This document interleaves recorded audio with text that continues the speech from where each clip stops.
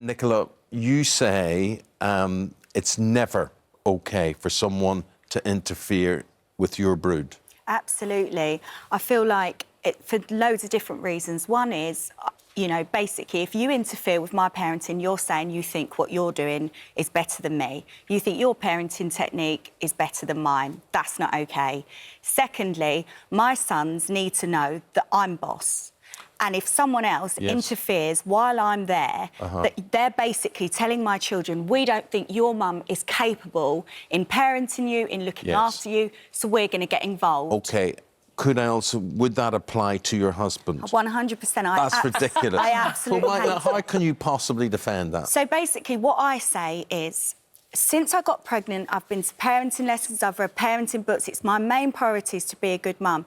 As long as my children are well-behaved, which they are at all times, then nobody, including their dad, has to step in. So if I do it first and they listen, why does Tom need to get involved? He doesn't. Need to get involved? He doesn't need to get involved. What if he does, then? There must be occasions when he does. No, because we would argue. It's the only thing we argue about is our children. Well, meet your friend there. She'd be in total agreement with you. But it's interesting, when you say your children are well-behaved, there are different views, aren't there, Judi, of being well-behaved. Now, you know, Nicola believes her children are angels and they don't misbehave and nobody would need to tell them off. But there are degrees of behaviour that are acceptable and not acceptable to other people. And I think that's where the line, you know, it crosses, because what you might seem as acceptable, somebody else might not. You know, I'd like to know where you got your husband from, because I find it very strange that, you know, you wouldn't allow your husband to discipline your children, not in a personal attack, but just in the sense that he also has his rights and that's his children. I think that,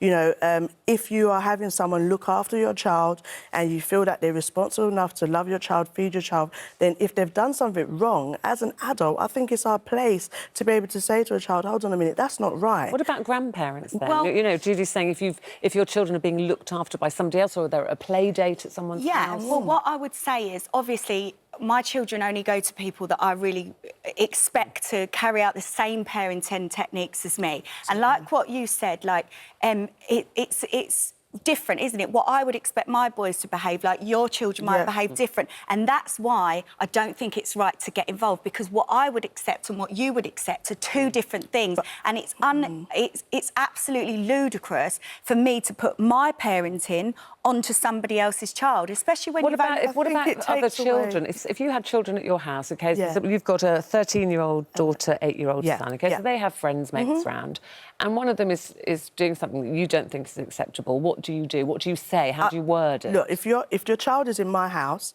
and I think the people that I associate with, the friends, the family, they would already know. You would have the same kind of parenting, because it's a circle that you hang around with. If a child is in my home, my vicinity, and I'm the responsible adult to take care of them, I think it is appropriate for me to say, look, you've done something wrong, that's not acceptable in my home, and I don't think your mum or dad would be happy with that. And then I would also inform the parents. I think that seems very... because we're letting the children But that's still a telling off. So if your kids were at someone's house, you say they're well-behaved, but just say that parent thought they were doing something that they didn't like, and they said it like that. As long as they said it like that. If my son's come home and said to me, I went to X, Y and Z's house today, I did this, and the mum shouted at me, or, you know, something that I mean, I'm not saying I've never shouted at my kids, of course I have to, because I'm the only one that's allowed to tell them off. But, you know, if someone else shouted at them, no, I'd go and knock that door and I'd get do you know what? I'm a bit of an amateur psychiatrist in all of these things, and I know people that will respond in that way, they're relating to their own childhood, and their own parents or somebody in their life will have shouted at them, and then they take it out on someone who's nearest and dearest to them. Probably. So that is exactly why, as the kid's mother, as the boy's mother, I will not allow anybody to speak to them in a way that I don't deem acceptable. What about school? No, school, I'm exactly the same. The teachers all know me. That's quite worrying, though, really. No, because schools, some teachers are really struggling. I know teachers who can't even say to a child that, you know, you haven't done this right, or we're not happy with this, I'm going to speak to mum. And they've had the parents come down in an aggressive manner. Well, it all depends how they do it. But even this is teachers. teachers that hasn't shouted. This is teachers that's saying to them, look, this behaviour is continuously disrupting and generations change. When I was a young child and I came back from school and I'd go to my father and I'd say, Daddy, the teacher hit me today. I wouldn't have told them because I'd get another one. Can I please tell this story? Thank you. Or being told off. So I would come home and I would say to my dad, Dad, the teacher hit me today. And you know what my dad would say?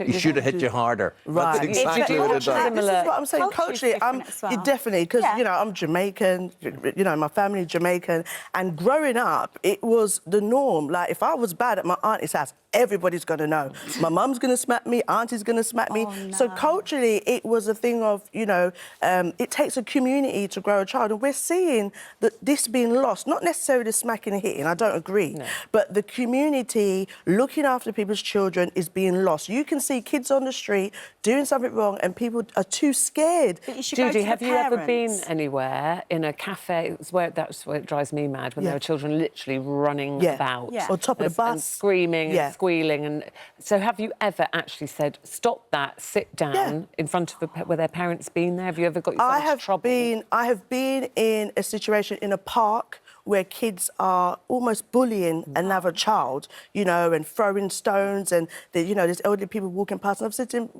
my first thing is, where are your parents? And if I can't see the parents, and I'm like, you know, that's not acceptable.